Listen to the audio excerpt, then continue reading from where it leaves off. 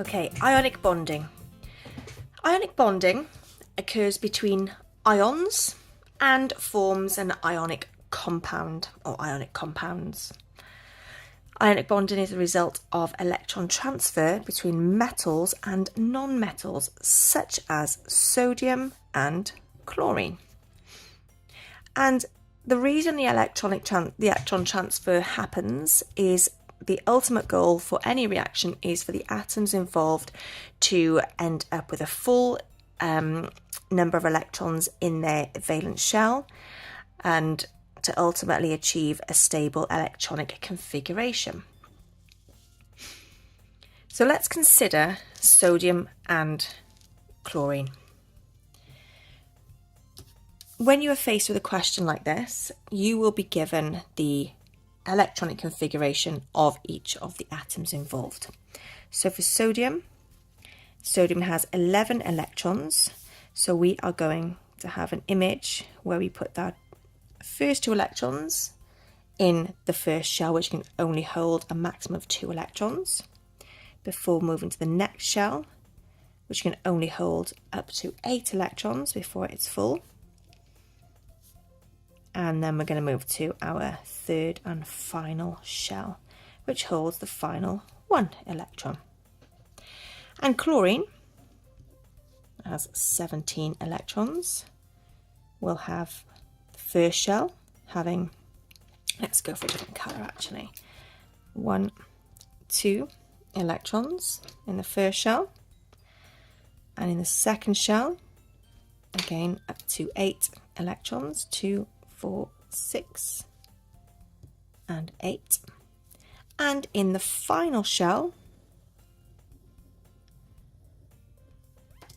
we need to have 1, 2, 3, 4, 5, 6 and 7. Now we can see that sodium's electronic configuration is 281, whilst chlorine's is 287. 2 in the first shell, 8 in the second shell, and 7 in the final shell. Neither of these has the valence shell, so the outermost shell, having a full set of electrons, which is 8 if it's full.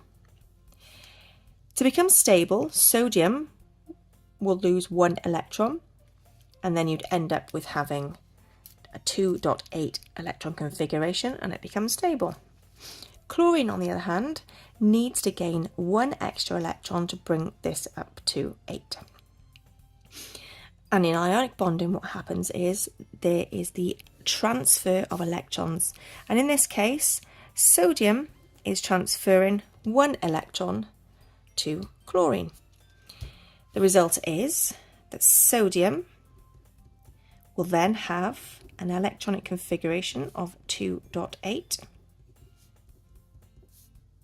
2.8, and it is stable. Chlorine will end up with the electronic configuration of 2.8.8.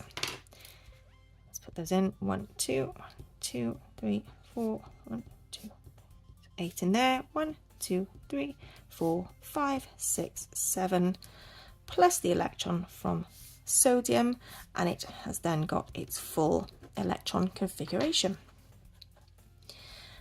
Because sodium has lost an electron, the number of its protons and electrons is no longer equal.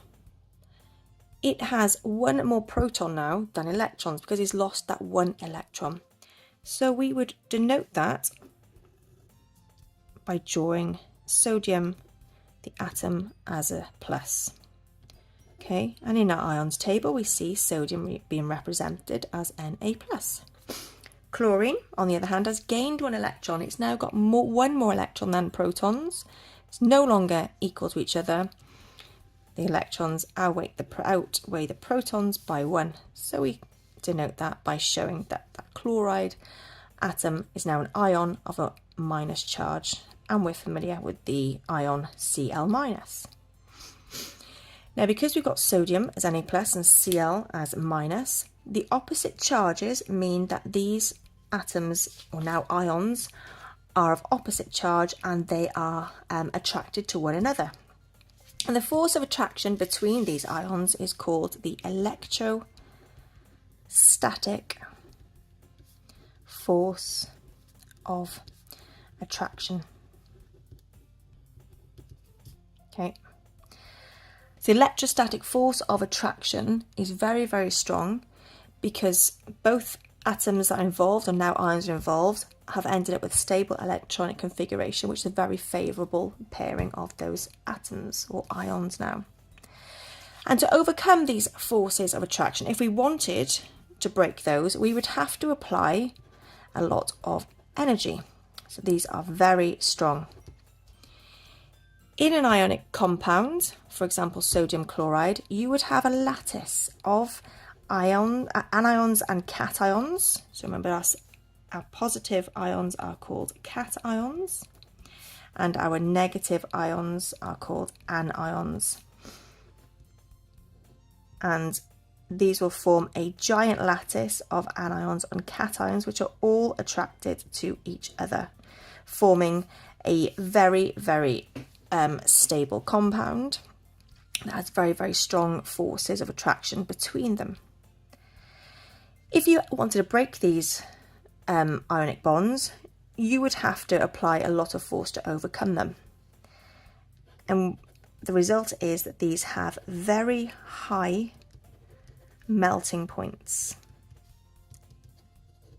Because in order to turn that solid from to a liquid, to form a molten compound, you would have to apply a lot of energy.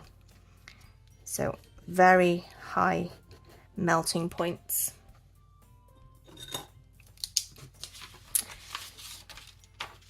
This is point 1 that we need to know.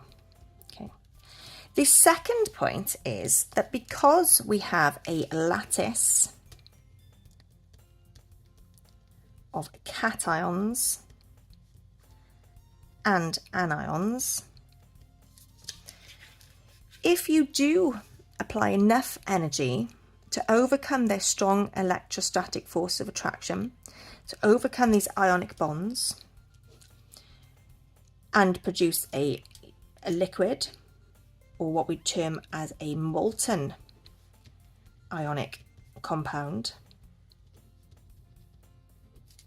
the ions are then able to move. So the ions are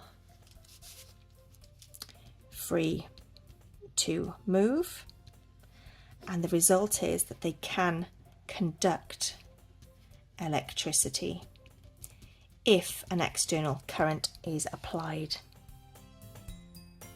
Okay, so just to recap, ionic bonding is the transfer of electrons to achieve a stable electronic configuration. The result is cations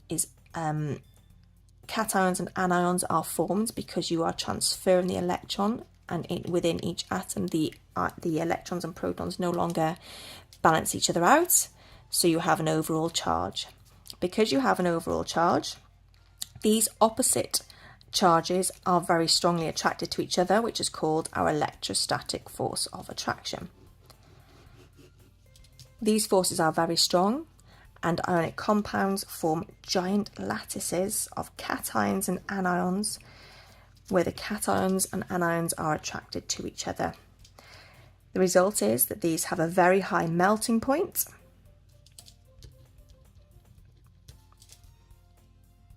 because you'd have to apply a lot of energy to overcome those strong ionic bonds. But if you are able to apply enough energy, you can form a molten ionic compound. And when molten, the ions are free to move and they can conduct electricity. Okay, so that's everything you need to know about ionic bonding and ionic compounds. Practice them yourselves. Pick out some atoms from the periodic table, have a look at their electronic structures, see how you can pair them up with each other to form those ions, remembering to use metals pairing with non-metals.